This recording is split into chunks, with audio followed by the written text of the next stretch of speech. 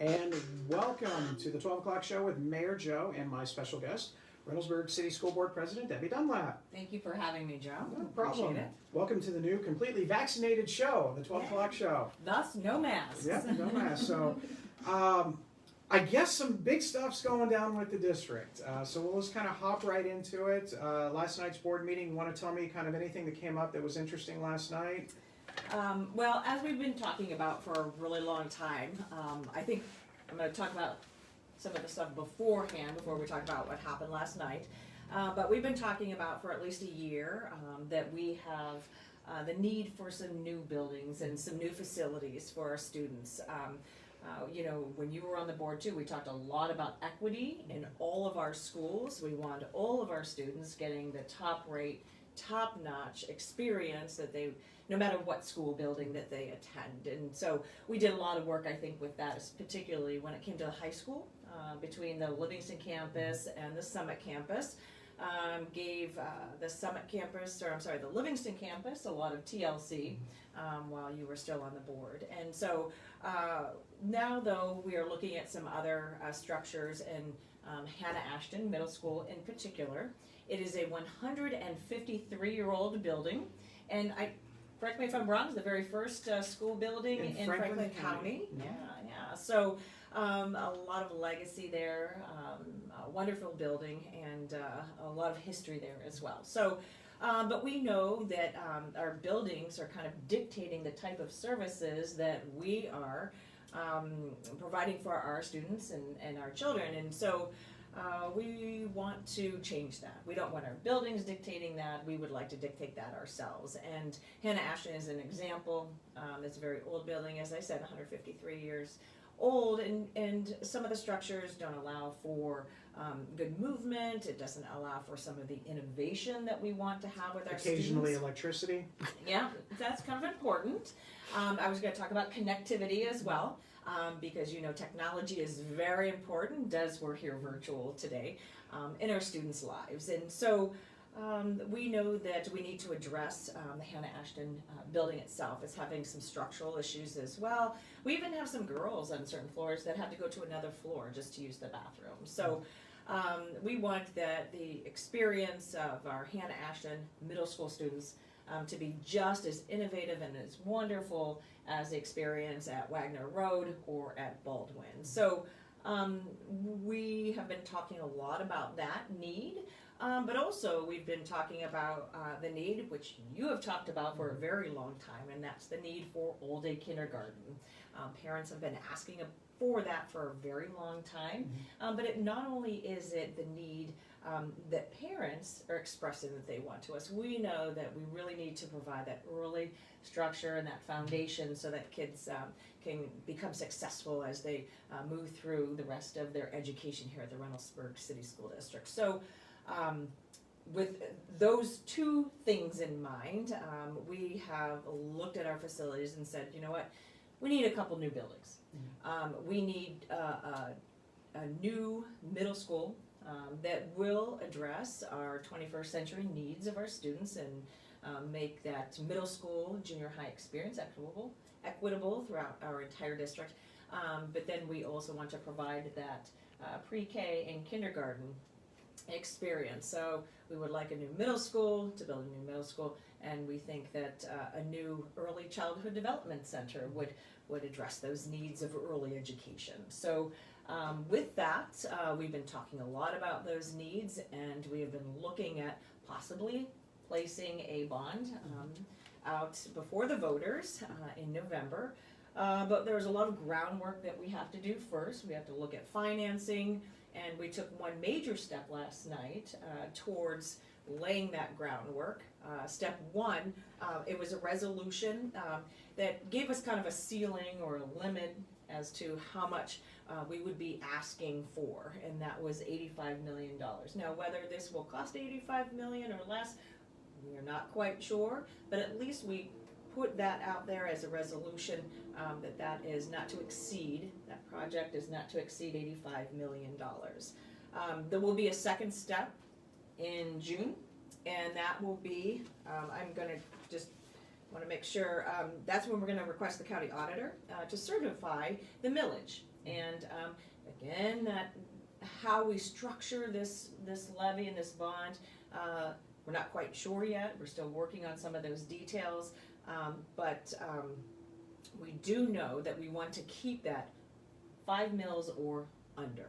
And we're talking about $15 to $18 possibly a month for our homeowners and our community members here in Reynoldsburg. And then the third step then would actually come in July, and that's when we would actually ask the Board of Elections to place a levy or a bond issue on the ballot. So sort of those 3 steps. Last night was the first one in paving the way for a possible bond and levy. And I just wanted to add, because we know in Reynoldsburg that our community members feel very strongly about strong schools here. And we've talked a lot about how schools and the city go hand in hand, yes. Right? And you want to have a strong community and a strong city government, and you want to have strong and good schools, and they walk hand in hand together. And so we know that's very important, and we know our community, they value that very much. And they want all of our students to have those same equitable experiences, those innovative experiences, no matter what school that they go to. And so we feel that being able to build these 2 new buildings would really pave the way for that we know that the community is very desires as well. Well, I know, I've had the luxury the last couple of years to be able to go to Hannah Ashton when they do their kind of a career day information. So I've seen firsthand, and maybe some of the viewers out there, maybe people who don't have kids at Hannah Ashton are not as familiar with the structure of the building. They're probably familiar with the history of it, but not necessarily the structure and the interior. So I think when you actually see what's going on inside the building, you see the condition of the walls, you hear how much it would cost to get the building up to code itself. So because it's right now, not so much. How much would it be to get there? Yeah, so that was like, let me address that. So it would be about $18 million. That's what we were estimating to get that building to where we want it to be. I don't want to imply that it's not safe, because of course it's safe right now. It just doesn't really address our needs. But we would have to continuously be putting money into that. $18 million might last us 5 or 10 years. Also, too, let me add, as if anybody like my husband who wants to build a shed in our backyard, and he priced out plywood, and then he came back about 6 months later and priced it out again. A little bit more expensive now? Yes. Yeah. So I've heard a lot of potential reasons why construction costs are up. We have the pandemic. Housing industry is just booming. I've also heard that Amazon, which is they're building a lot in our area, and I'm talking about Central Ohio and the Columbus area, using up a lot of steel. So all those prices are up. So that $18 million that we're estimating today to bring that building up to speed for the next 5 or 10 years probably will go up significantly. And if I can point out too that $18 million that we would spend just to get that building up to speed, and so it's an equitable experience for all our middle schoolers for a certain amount of time, that's money taken away from education and in the rest of the district, and money that could be well spent on educating our students right now. It's kind of an addition by subtraction mentality. Yes. That to move forward with it, I would wholeheartedly support this. We've seen the needs of what education is now, especially with the pandemic and the technological aspect of things. There was one teacher that I had the luxury of seeing through a Zoom that had 3 monitors and kids in the class and all of these other different types of things. And it was one of those things where it was kind of all set. So if you breathed on it wrong, maybe the power flickers a little bit because of the way the connectivity was with it. But the other thing that I'm really intrigued by is all-day kindergarten. We've talked about that. I talked about that a long time ago. We're talking probably at this point 10 years ago, about the need for all-day kindergarten. A lot of it was based upon the idea of, a structure and an opportunity for parents to have their kids in a structured environment to get some of those early lessons taken care of. It was made more of a priority when the third grade reading guarantee came out. And I know that in the past, some people have said, question the value of an all-day kindergarten experience. But basically what we found with statistical data is showing that the kids that get that early boost, either in pre-K or kindergarten, have a much better chance of needing either less or little remediation prior to that third grade reading guarantee. It just helps level the playing field for a lot of our kids. That's there. It doesn't mean that they're going to be stuck in a structured box environment. I had the opportunity to go to Rose Hill the other week for Kona Ice, and our kindergartners there were having more fun than I think that they probably had in a long time. This was their first year in education, and so they had a whole completely different experience than what all the other kids had had. But they loved it. I talked to the kids about what they felt like it was in school, how they would do things, and they couldn't wait to come back next year. They didn't care about the mask. Now, granted, they were eating Kona Ice, so I think I could have asked them anything, and they would have been perfectly fine with it. But I think that's part of it, that it helps add to everything, and those are important kind of things to kind of look at. Reminds me a little bit, to a much smaller extent, when we went through and redid all of the lighting within the district and the heating and cooling, and how much money that saved alone just on the maintenance cost of all of our buildings versus, yes, it cost money to get that in, but I think now there's no reason. I mean, it's one of those things, why didn't we do it sooner? Right. Why didn't we try and maximize those savings? Right, and also at last night's meeting, Chris Reed talked about our energy savings. And, we were one of the, I think when it came to energy consumption, one of the worst school districts. I think he said we were in the bottom 5. Yeah. And now we're in the top 5 with that investment. So definitely that was an investment that will pay off financially over time. I think it has paid off already because we had no idea a pandemic was in our future. And having that upgraded HVAC system gave our kids a lot better air quality and our staff better air quality in school. So I know that was a great peace of mind. We had no crystal ball at the time, but that was a payoff that we didn't anticipate immediately. Well, I know a lot of people are going to be asking questions. All right, so what happens to the Hannah Ashton? Yes. So what do we do with that? Do you have any idea? I know you've talked to a couple of people about it. Do you have any idea of what maybe potentially that direction will go? So we don't have anything concrete yet, but we definitely realize that there is history there, that there's a legacy, and we want to pay homage to that. It's interesting, and I don't even think I knew. I've been into Hannah Ashton many times, but I don't think I knew how many additions were put onto that, and it's kind of like you have to peel back all those layers, and then you get inside and you can really see the original structure. So we've talked about possibly saving some pieces and parts of it, and instituting those, or I shouldn't say instituting, repurposing or incorporating them into a new Hannah Ashton, which we hope to have over on the Summit campus. Little asterisk, we do not have to buy any property. We have that already. We have plenty of room over at Summit. So that's where we would like to see our new Hannah Ashton go. And so we've talked about that a little bit. And it's more than just a memory wall or, a little plaque or something. We want to have real parts of that building incorporated into the new structure. We've worked closely with the Historical Society here in Reynoldsburg. Chris Reed, our Executive Director of Business. Hi, Mary. I'm sure hope you're watching. Mary and Chris have talked, and so we're very excited that we're working hand in hand with them because we do want to pay homage to this legacy of a building, which is not just a legacy here in Reynoldsburg. We have to recognize that it is a legacy in Franklin County and in Central Ohio.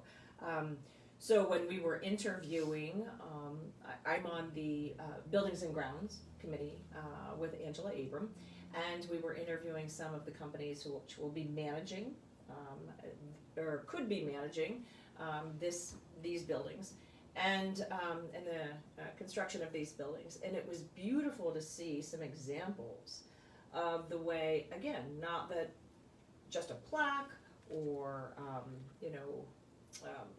memory wall or something, but when they took there was one, it was from an old building that had these gorgeous water fountains, and they were almost like something that you would see out in a bird garden, or at the conservatory, just gorgeous.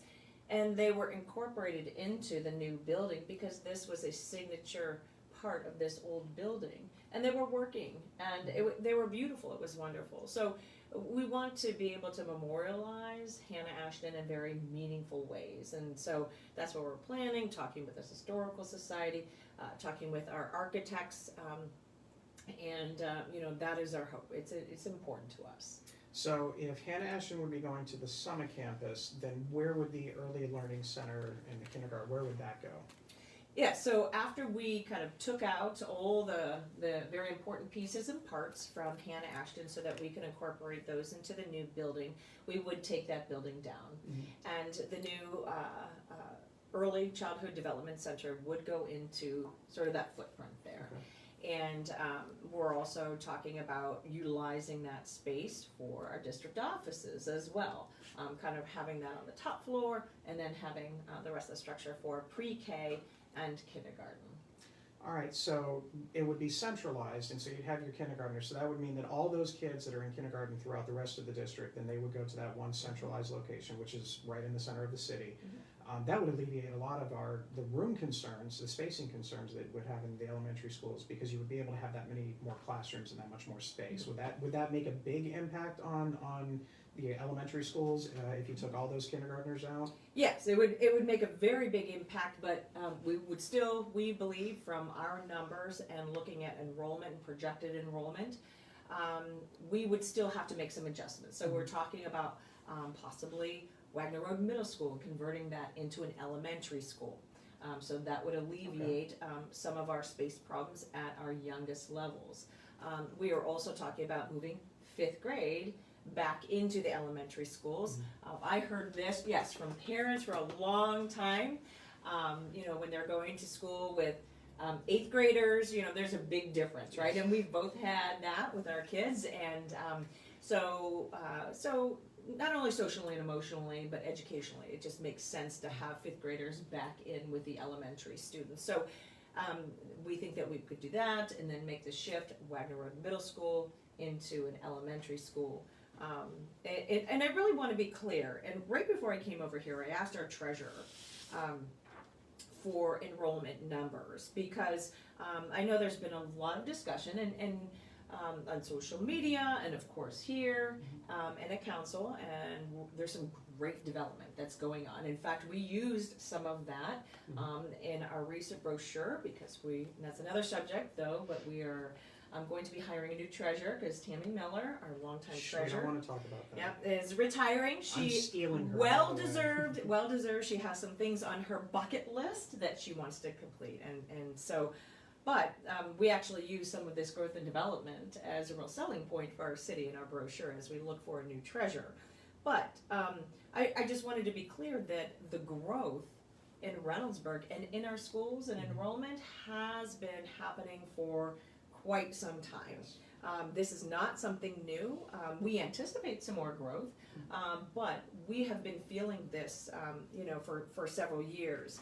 And I'm looking at, and I'm sorry I picked this up right before I came in, but we're talking about in 2018, we saw a 6.6% increase, followed by 2.3, 2.8, and then this is sort of an anomaly year this year, and there wasn't quite as much movement, but we project growth from there on out. So we're trying to address some space needs currently, but we're also looking to the future, trying to be prudent and plan, knowing that we will be getting some new students in our amazing schools. Mm-hmm. Well, I know that one of the first things that I did after getting into office is I had an appointment with the superintendent and the treasurer and Chris, and we all kind of came in and sat down and we said, this is everything we're hearing about what could possibly come here. And Tammy's eyes kind of jumped up a little bit. Melvin just kind of leaned back in his chair, put his pen in his mouth, kind of like this. But so we've known that this is going to be something that's coming, and I think it's a good thing to see, kind of show our community that there are a lot of people that want to come here because of the school district. There's other reasons to come to Reynoldsburg as well, So they kind of go hand in hand. But again, it's about measured growth. I mean, you're not going to all of a sudden wake up and next year you're going to have a huge amount of students in there. It's going to be slow, gradual as the buildings come in, and that's always a good thing that we're having those conversations with. Growth is a good thing. I think that, we're working very hard on some of the business ideas. So I know that when I've talked with the treasurer a couple of times, I know she's very curious to see what happens at our Bryce Road location when the Kmart officially goes down and the new facilities come up and things like that. And last night during the 5-year forecast, I heard her talk a little bit about how some of the increase in property values in Reynoldsburg, because we're the second hottest real estate market in the country, and until that changes, I'm going to use that as much as I can. But our property values have gone up to the point where that provided an unexpected bump in some of the revenue that was coming into the school district. Yeah, absolutely. It was good news because we all know, maybe I shouldn't even assume that we all know. If you could look at some of the graphs that she had up last night, and if you go to reyn.org, you can watch last night's meeting. Her 5-year forecast is out there as well.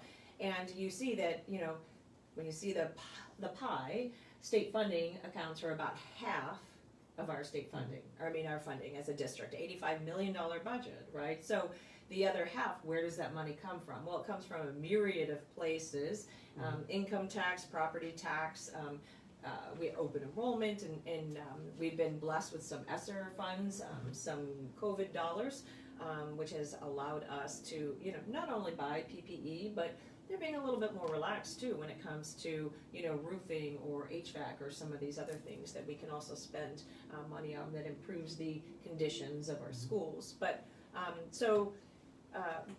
when we talk about funding, that's why it's always, and of course, that's a whole nother tangent that you're I'm probably going to go off on that in just a second, but go ahead, keep going. That, makes it very difficult. We've been talking about a fair funding legislation for a long time. 20 plus years and counting. There you go. Way back to Durolf, the Durolf case. And so I was hopeful last year and we were very close. It didn't quite happen. I think there's a resurgence this year. But just as there's a resurgence, we get new legislation called the Backpack Bill. And again, an initiative that would take state dollars, away from our students in our schools. And so it's very important that we're always looking at who funds our district, who pays for it. But when you see the pie and you see that the state only pays for half of our budget, or gives us money for half our budget, finances that, it's very important that our community does step forward and give us the support that we may need to say, we value you in our community. We understand that you are contributing. Kids are getting a great education. Some may stay here, some may go on, but those are important partnerships to have. So we're hoping too that our constituents see the value in what we are providing in our community, because again, we rely on those tax dollars for a significant amount of our funding. Now, this is a bond issue, so a bond issue is different than a yes. levy. So for those of you that aren't familiar with it, this is where it gets into the weeds, as they say, about the details. So a bond issue, this is specifically money that's going to be dedicated to the buildings and infrastructure within the school district. Right. So that's one pot of money. The other stuff that you guys have is called an operating budget. And so that's where you have your teacher pay, benefits, salary, some of those other things. So there's two separate things. Now, you can't mix those two types of money together, right? Correct. So, if people remember many years ago when we went to the public and we asked for... It's been a long time. I'm not sure they do remember. How long ago was it? 2010. And so we went and asked our voters here for an increase in funds, and those were levy funds. That's to operate our schools, to pay salaries, to pay benefits, to buy supplies, all of these things to make our district work, to pay for our electric, gas, to make innovative spaces. But when we need to build a new building, you're right, we have to issue bonds, and that's how we pay for that. And you can't issue a bond and use that money to operate our schools, and you can't use, or have a levy before our voters, we can't use those monies to build a building. It's you can't mix the two. So now, we're looking at Again, our structure being maybe a little bit creative and saying, all right, well, how about we have we issue bonds so that we can build our buildings, but maybe a little bit of an operating levy in there so that we can operate those new buildings, do the things that we need to do to be able to provide the services that we need in those buildings. So, we're still working, that's what's still fluid, and we really have until July to solidify that, partially in June. Solidify exactly what that structure looks like. Although, again, as I said, it is our hope that we are going to stay around 5 mils or below. Okay. Well, I know that that's, when it comes to the school funding side, on the other side of things, and again, I promise I won't go too far into this one. The House of Representatives passed a bipartisan bill earlier this year, what was formerly known as the Cup-Patterson plan, that would actually provide additional money. If you actually look at it, Reynoldsburg was due to make, I want to say, around between 10 and 13 million additional dollars over the course between now and 2027, which would actually provide the funding that Reynoldsburg should be getting now. The way that things are set up is you're supposed to get a certain amount of dollars for every student that you have, and Reynoldsburg hasn't gotten those dollars since, I want to say, 2015. I think is the last time that we were what they call under on the guarantee, not the cap. So we lose $5.5 million approximately every year since then of money that should be coming to our district based on the number of students that we have, and we haven't gotten it. We don't know what the formula is because it's super secret, and so we don't know exactly what that is, but this is a plan that was passed in a bipartisan approach to actually alleviate those concerns of districts like Reynoldsburg, like Westerville, or Licking Heights, or Olentangy, but also at the same time respecting districts like Northridge or Adena or some of those other rural schools that just don't have the property value, they don't have the size there that they have to deal with. So it really was the best of both worlds approach for public education, which is required by the Constitution. The voucher bill that is going on right now is actually not, in my opinion, I don't believe it will be ultimately seen as constitutional. It is a circumvent to get around public education for whatever reasons that the Senate feels that they need to do so. So I ask everybody out there that is very concerned about school funding, overcrowding, funds, and all of that, to go ahead and make your voices clear to the Senate Education Committee. So make sure you look at that up. It's just on the ohiosenate.gov site. And then you'll be able to find out exactly who you need to talk to that has put that information in there. But keep in mind, the big thing right here is they have a plan right now to pass, to make the biggest changes and equal funding for all school districts in the state of Ohio right now. They could pass it today if they wanted to. They are choosing not to. They are choosing to deny districts the funds that they're supposed to get for the kids that are there, under the guise that a voucher deal is the best thing all the way around. So, and I just have to say that, vouchers take money away from public schools. So, it's very frustrating for us. As I said, half of our funding comes from the state. And so when those funds leave because someone is going to use it as a voucher to attend a charter school or a private school, then we lose that funding, and it's very difficult to provide that quality education when you're taking our money away. So it almost sets school districts up for failure. It's almost as if it does. Yeah, funny almost how that works out. Yeah, I won't comment. Well, I said my piece last night about that. You can say that. I can say this because because I have very. Well, no, I said it last night, right? And I mean, there is the belief, and I believe it, that there is a concerted effort to privatize education. And part of that, if you're setting school districts up for failure by taking dollars away from them, then as I said last night, it's going to be that that gotcha moment. Yeah. See, I told you that you could not provide that quality education. Well, it's because you're taking dollars away from us and you're underfunding us. And just to add too about the fair funding deal, in that plan, it was the very first time I think we actually looked at, and I say we, it wasn't me, it was others who more in the know, but looked at what does it take to educate a student. And that just makes so much sense, right? And that differs per district. So I am hopeful, cautiously optimistic, that someday soon we will reach a fair funding plan. I think we are the closest we've ever been, but we're not quite there. And again, too, we have 2 members of our legislative liaison committee on the school board, and that is Angela Abram and Neil Whitman. Please feel free, if you go to the district website, look up school board, you'll see both of their emails and their phones. They can, their phone numbers, they can give you information, and so that you can write to them, and that will allow you, give you the verbiage or anything, the contacts that you need to write your legislators, or call them. Call them. It makes it uncomfortable. All right, so I'm pretty sure that we might have 1 or 2 questions. I don't know. Do we have? We've been talking too much. Do we have? Is there anyone still watching? All right. Do we have a couple of questions? We do have a couple questions. You've addressed a lot of them. People are asking about where the buildings would go, which you've already addressed, and concerns about how this would affect capacity.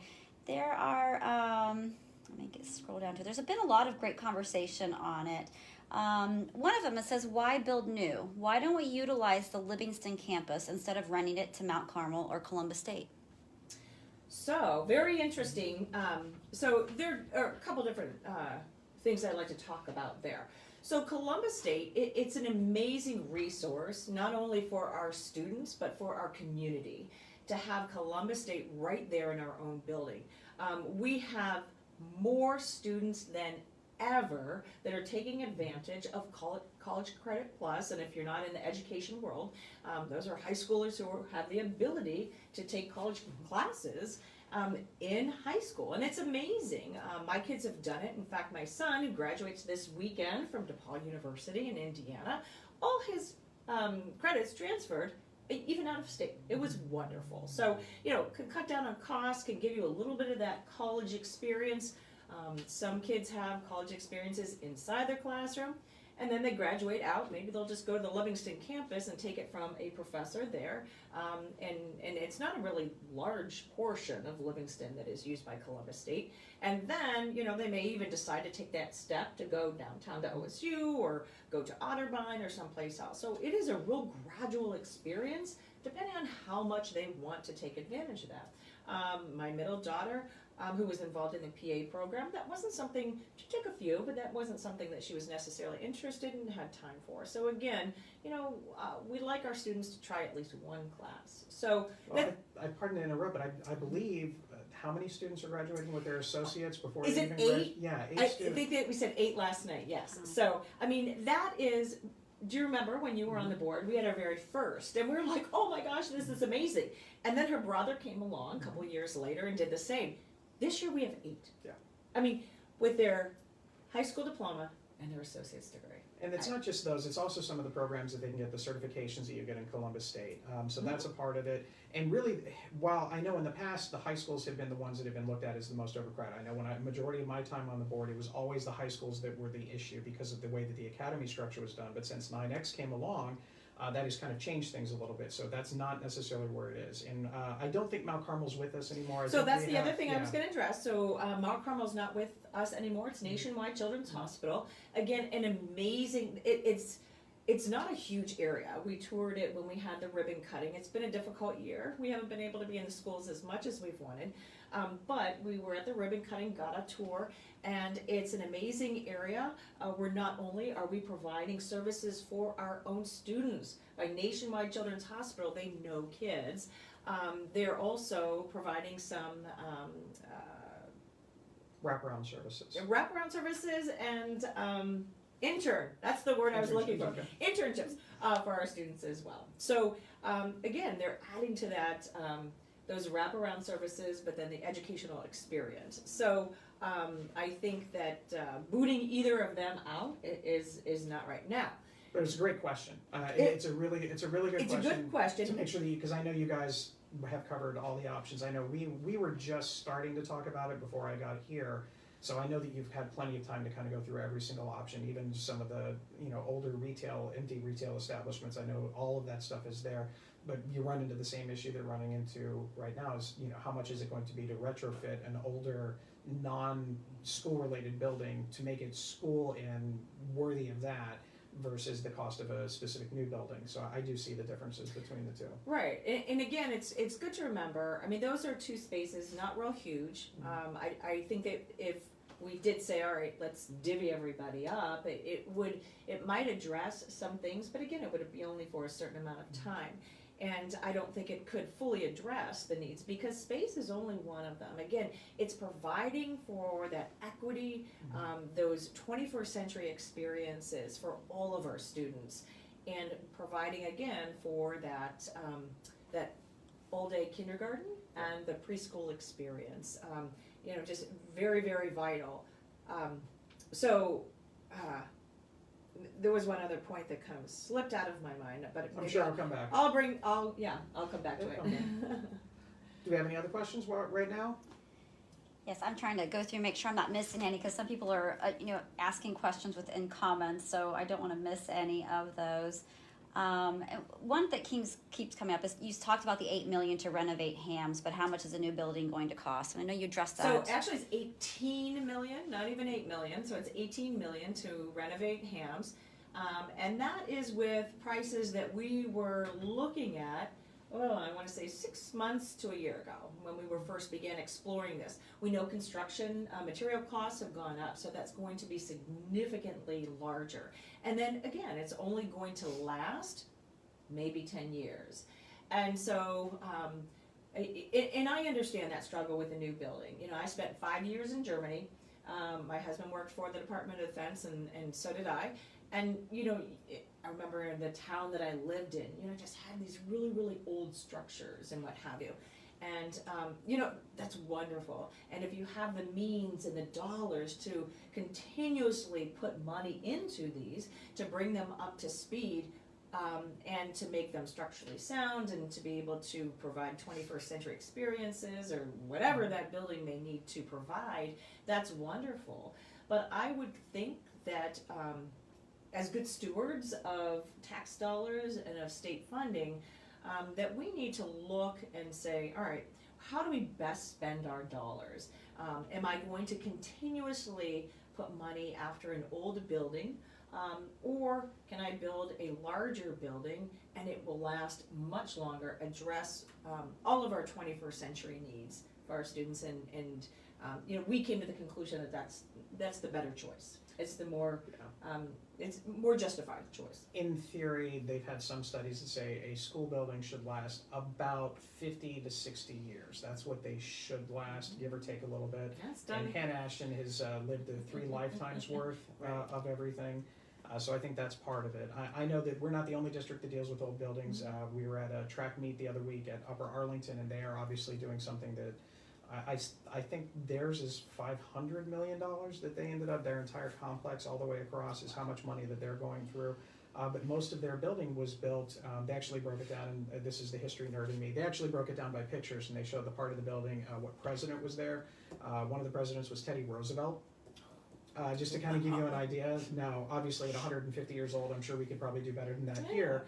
But There's a challenge for Neil Whitman. Yeah, Neil Whitman. If you're out there watching, we can figure out what part of the building was built when what president was there. Or do we have any significant visitors? Yes. Like that. Anything else? Can you explain the source of the money that is used to pay back bonds?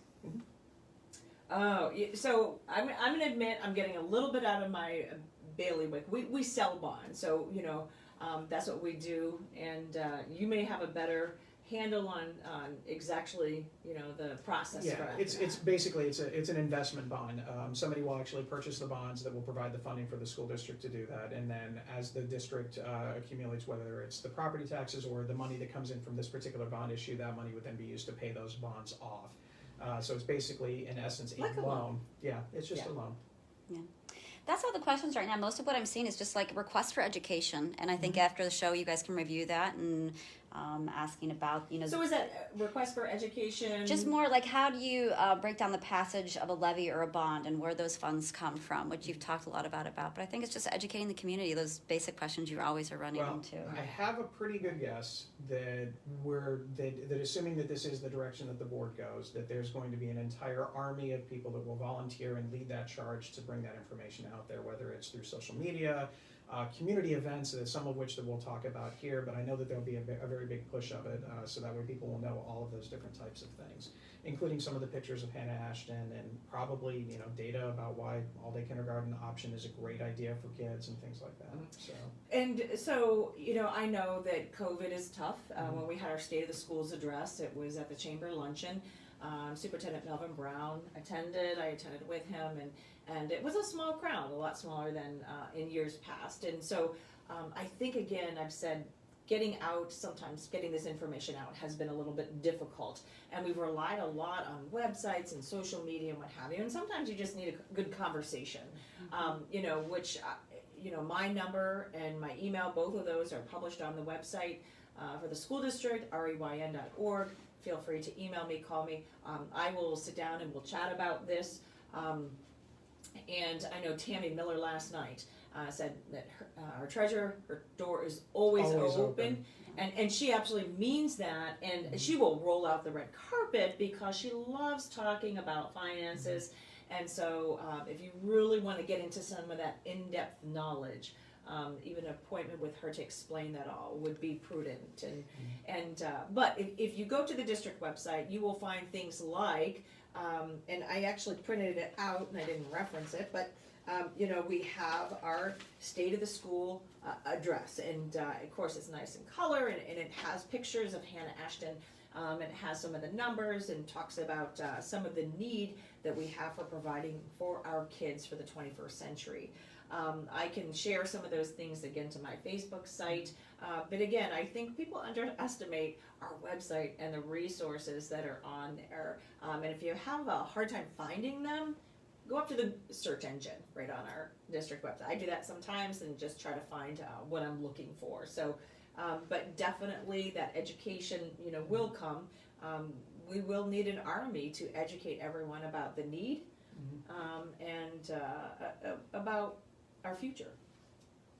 And as far as Tammy goes, other than all the other amazing things we've said, is Tammy can explain the finances to you at a point at whatever level you want. If you really want to get into the percentiles and things like that, she can go that route. But she can also explain school funding to a point for anyone to understand. And I don't say that to insult anybody's intelligence, because school funding the way Ohio does it is stupid. But she can explain it to you in a way that you actually can understand it, and that's one of her gifts. Right here, I always say I'm the lowest common denominator. So school funding is not for the faint of heart. Well, I'd love for you to stay on. We've got a lot of other things to talk about, and I'm gonna get there. I know I'm gonna get there. Got a lot of things, but if you continue to have questions, well, as always, go through a couple of them. So first of all, let's kind of move on to some community updates. We are going to have our community litter cleanup contest starting the week of the 5th through the 12th in Reynoldsburg.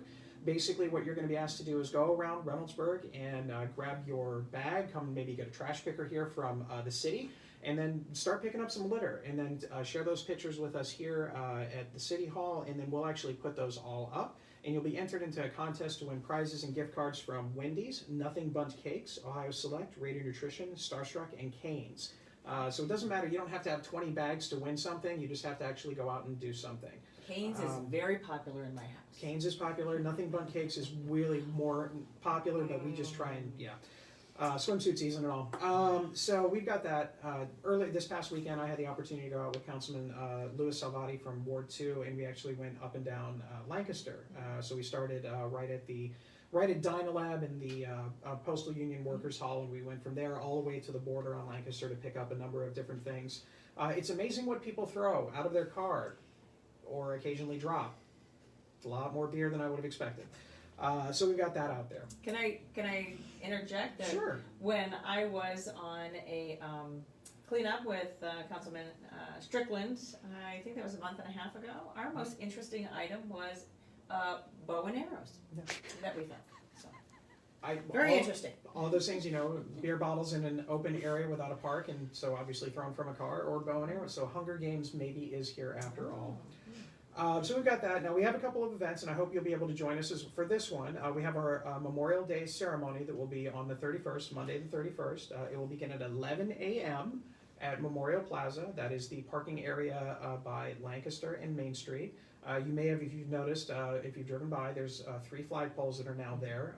We'll be putting the American flag, the POW flag, as well as rotating service branch flags in that area.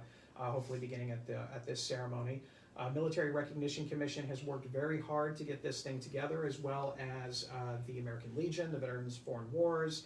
Reynoldsburg City Schools has been asked if any of the students that are going to be graduating and going into the military, the invitation has been extended to them to join us as well as members of Reynoldsburg City Council, myself, to be there in honor for the ceremony. It will be approximately 30 minutes, give or take a little bit, but we have a number of different opportunities for there. National Anthem will be sung, and just a way to kind of honor our veterans on Memorial Day. And can I just compliment you? You've done a great job honoring our veterans, and I really appreciate that. It's something that's always been very important to me. I'm glad we were able to get the military banner program, so you'll see those going up in the not too distant future all the way around, so thank you. Even more kind of a closer event is this Saturday. Councilwoman Jeanette Strickland and I are going to be walking in Civic Park to talk about what potential changes may come there. We did a lot of information gathering over the last year and a half about things that they would like to see in Civic Park, as it is one of our more underutilized parks. But basically, it's just a time to get some other information for what everybody wants. We'll have some pictures of some of the suggested changes, and then we'll have to actually walk around and see what could possibly go there. And that way you can get the real story about what potentially may come. Nothing's going to be, it's not going to be a scorched earth policy. It's not going to be a sea of parking. It's just going to be an area where it's a little bit more user-friendly. Ultimately, the hope is to have a secondary entrance onto Rose Hill, especially for our big events like the 4th of July.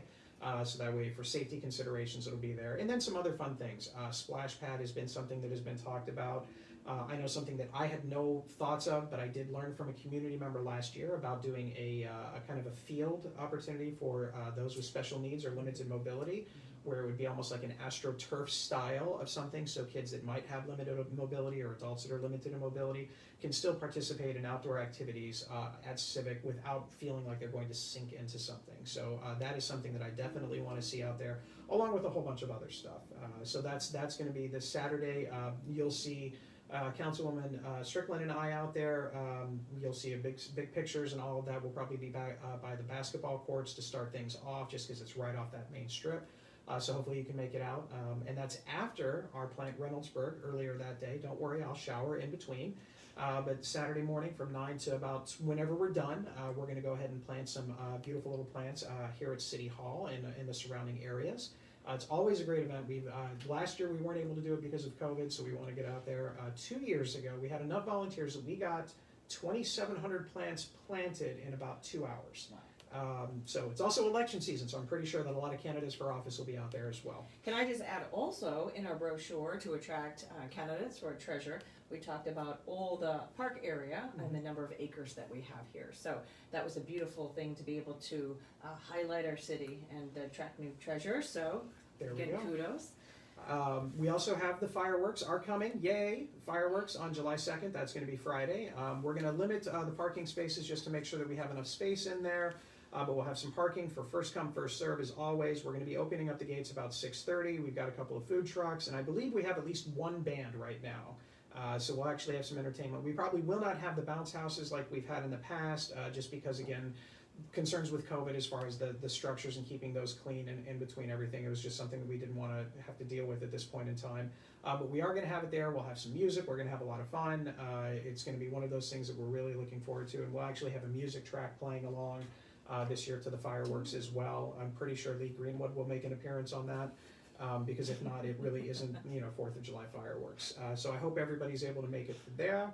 The following next morning, really early, is going to be our 4th of July parade. Going to have a blast with that as well. It's my first time that I get to do that as mayor, so I'm actually kind of looking forward to that. So we'll be out there passing out everything. The Community Association is throwing that, so kudos to the Community Association for all their hard work. They were dedicated to make sure that this thing went through this year. And we made the decision to go before all the COVID restrictions were lifted now. I think everybody just kind of takes a deep breath at it, so we're happy about that. They're going to do some great things for our local businesses. They are not going to charge the businesses for participating within the 4th of July parade to kind of promote some of those businesses out there. They are going to charge the politicians, so there you go. Make sure if you're running for office this year, you've got that in mind. But they are still, I believe, taking nominations for Grand Marshal. I'm not sure how much longer they're going to be doing that, but they're still taking Grand Marshal nominations for the 4th of July parade. One of my favorite events. We do have a couple of city events coming up as well. Obviously our Parks and Rec baseball and softball seasons are out there, so that's always a lot of fun. It's a good time for that, but we have our Artists and Makers Market, June 5th from 11 to 6 at the Livingston House, so we've got that coming up, and that's just going to be in a couple of weeks. And then we also have, thanks to Councilwoman Meredith Lawson-Rowe, the Juneteenth Celebration. We did our first Juneteenth Celebration last year, so we're going to go ahead and do that again this year. It's going to be June 19th at Huber Park from 12 to 3. We're going to start it off with it's growing. Oh, it's growing. We're going to start Last off year with was City Hall, a 5. yeah. We're going to start off with a 5K. So the African American Wellness Initiative is going to be there. They're going to help us with a 5K. We're going to do some health screenings. We're working to see if there's a potential for us a COVID vaccination site as well. We're going to have a couple of food trucks there as well, and some dancing, and then obviously some music. So kudos again to Councilwoman Meredith Lawson-Rowe for her efforts on that one. I already talked about Plant Reynoldsburg, and now apparently somebody wants to talk about a golf thing. I'm here. Oh wait, I brought props. So this is our second annual Hart Mulligan Golf Classic. This is at the Cumberland Golf Course. It's a golf classic, and it helps out the Reynoldsburg Education Foundation and the Mid-Ohio Hart Food Market. And both of those are near and dear to my heart. Myself and Margaret Mary Lesney are the founding members of the Education Foundation. And that's just a private nonprofit organization, I should say a nonprofit organization, not associated with the schools, but working in tandem with the school district to provide funding for teachers and students in our classroom. We kind of do scholarships and grants. That's kind of I feel like half of our mission. But the other half is sort of a cheerleader. We've got great kids and great programs and great staff. And so we're trying to be a cheerleader for all of those. And then, of course, Heart, I'm there almost every Friday, providing meals and food for those in need, not only here in Reynoldsburg, but in Central Ohio. They've expanded those boundaries during the pandemic, and they're beginning to beef up on some of their wraparound services as well, so that they can help some of their clients and their neighbors who have not only been stricken by poverty or the need during a pandemic, but are looking for some job opportunities as they begin to better their futures and their careers. So that's going to happen starting Yes. June 6th through Friday, June 11th. Yes, so we have a Facebook site, you can check there. Also, if you go to ReynoldsburgEducationFoundation.com, we have a whole page dedicated to that as well, and you can sign up. We have lots of great prizes. I know that Chris Shook, our city attorney, one for Jazz Hands, a picture that he and Angela Abram had out. He's very proud of that too. We had best photo for social distancing, Jazz Hands, we had crazy outfit, all sorts of things. And so we have lots of prizes to give out.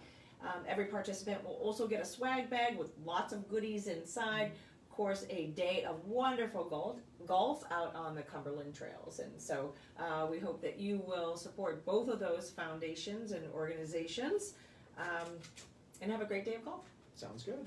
We also have the Reynoldsburg wrestling team will be sponsoring a golf outing on July 24th at the Safari Golf Club. It's shotgun style. It's about $100 per player, $400 per team. So we've got that going on.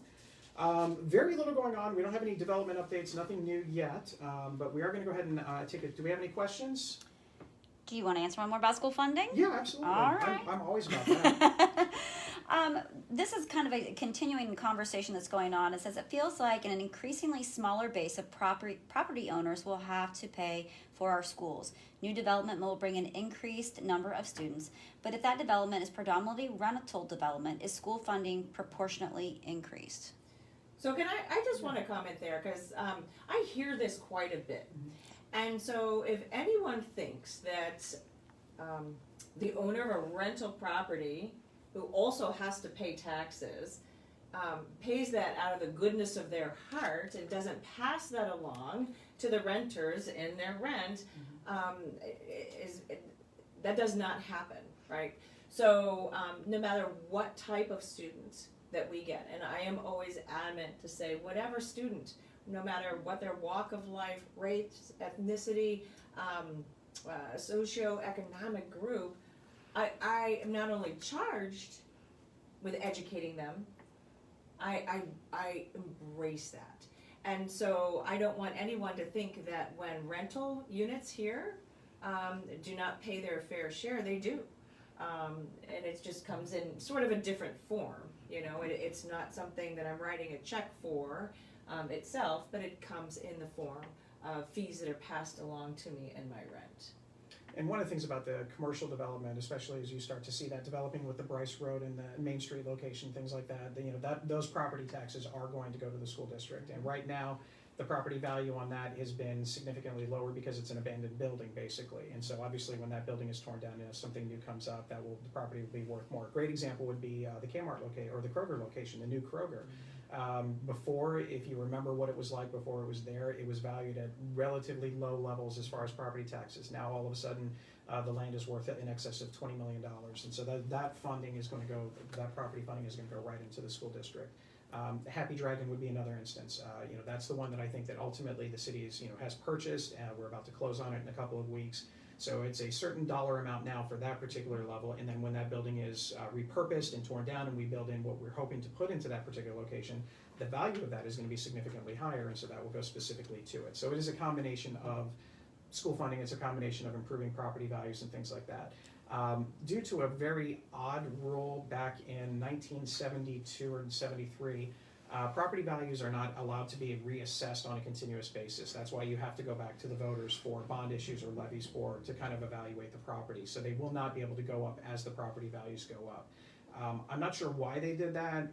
It's a question, I guess, of being whether you want to get nickel and dime to death or just get something in a big chunk after the fact. But that's something that the city doesn't have the ability to deal with. Really, the state of Ohio doesn't have the ability to deal with that. The state legislators would have to make that change. I think that would be something that would be good, because that way if your property values go up, then you know that additional value would go into, in this case, the school district, because the city really doesn't get property taxes. It's like 1/10 of 1% of whatever. It's a very low number of money that comes into the city when it comes to property taxes, whether it's for commercial, residential, retail, any of that type of stuff. Those property values specifically go to the school district and your fire departments and some of the other local municipalities, like your library. If you live in Franklin County, some of that goes to the zoo and things like that. That's all the school questions. We had a request if you can talk about Community Cleanup Day being on October 16th. Absolutely. Community Cleanup Day is going to be October 16th. We were unable to get at the time that we were trying to book a shred-it truck. We could not get one in here in June, so we ended up getting one on October 16th. It'll be here at JFK, right in front of City Hall. We'll have our shred-it truck, and we're also going to be having hazardous material waste pickup. We're not sure if we're going to have that here at JFK or if we're going to put it at Huber Park. We're still trying to figure out what the best location is, because it is hazardous materials. So we'll have that there, and then a lot of your other traditional things that you would see in your June event, you know, your medicine pickup or medicine drop off, you know, having the Boy Scouts here to respectfully take care of some old American flags, dropping the bikes off, and all of those other things, electronic drop off and stuff like that. We're getting those vendors lined up for that October event. It will come back in the spring next year. We're actually going to do it a little bit earlier than June in the past. What we found out is a lot of people come back and ask us questions about why do it the first weekend of June. We've got graduation, we've got travel, we've got Memorial Day, all of these other different types of things. So we're going to try and make it a little bit more coinciding with, you know, perhaps Earth Day or Arbor Day or something a little bit more environmentally friendly on that one. So it sounds like this year everyone had to shift spring cleaning to fall cleaning, right? And then after that we'll go back to the spring. Go ahead, I'm sure you have another question that looks like. It was asking a little bit more what we were just talking about with the school funding. It says, will those additional tax monies coming from new commercial and residential development not be enough for the schools, and that's why we're asking for a bond or levy? Well, it's a thing, we can't estimate what that's going to be. I mean, is it going to be more than what it is now? Absolutely. I mean, to give you an example, I think the Taylor Road property taxes that come out there the last couple of years have been in excess of $1 million, $1.3 million, somewhere around in that range, if I remember correctly. So your property values from the Taylor Road, Taylor Square Shopping Center is about $1 million plus a year that the schools get from that. So that's every single year. So when you're looking at what happens ultimately with the Kmart location, that's obviously the goal is to exceed that, as well as any of the other commercial developments all the way across. Yeah, I don't think this is going to be enough to get us over the hurdle that we need to. Again, so you know, we're talking about space. We're talking about providing for 21st century experiences for our students, and we're talking about laying that very important foundational education for our youngest set. All right. All right. Again, I know that, Debbie, I know you're happy to talk about this as much as Absolutely. possible. Sometimes talk too much. No, that's fine, and I'm obviously more than happy to talk about school funding and all of that. Feel free, give us a call, send us an email. We'd be happy to sit down and talk with any other questions that goes on. Next week, I do have State Representative Richard Brown, our representative on the Franklin County side here in Reynoldsburg, will be joining us, and I'm sure we'll be talking about a number of things. One of them that's actually real interesting that does in fact impact the school district is a bill that he's passed about school buses and maybe a little bit more strict guidelines on when people can, if you're going to pass a school bus, if you're doing things like that, to actually make it actually. Well, you shouldn't do it, first of all. We've talked about that. I've seen on social media some issues on Taylor Road in front of Taylor Road Elementary, Summit at Summit Elementary, Rose Hill, where cars are legitimately using that center lane as a passing lane while buses are in the area and while kids are walking in crosswalks and things like that. So I know he's got that. He's a big supporter of some of the school funding plans. He did vote in favor of the new school funding plan on the House side of things. So I'm sure we'll talk about that as well as a number of other ones. In the meantime, Debbie, thank you so much. It's always a pleasure to have you here. Thank you. I'm sure we'll probably see you as we get closer to November to provide some informational updates about a potential bond issue and things like that. And if you see a graduate out and about, tell them congratulations. We're so excited to have graduation again outside at our own stadium with a beautiful backdrop that we did last year. And but this year, in fact, we just doubled the number of tickets that were allowed to, or families are allowed to bring. So thank you to some of the efforts by everyone to get vaccinated and the lifting of some of these mandates. So if you see a graduate out there, give them a pat on the back. Yeah, I have a graduate. I'm not going to like that. I'm not ready for that one, but I will be there at graduation on the other side. So with that, thank you very much, everybody, for joining us on an extended edition of the 12 o'clock show with Mayor Joe. Did we go over time? Oh. We knew that this was going to be a long one anyway, but we really appreciate you coming in. Again, stay safe, be respectful to everybody out there, especially just with everything going on in the world. We want to be calm and collected. And again, please put your shopping carts away. It's not that hard. My wife laughs at me when I just randomly start going around picking them up. That's my kind of like my get off the grass type of stuff. As I go out and I just pick up shopping carts and put them away. So everybody else have a wonderful day. Get out and enjoy the sun. We'll see you. Bye-bye.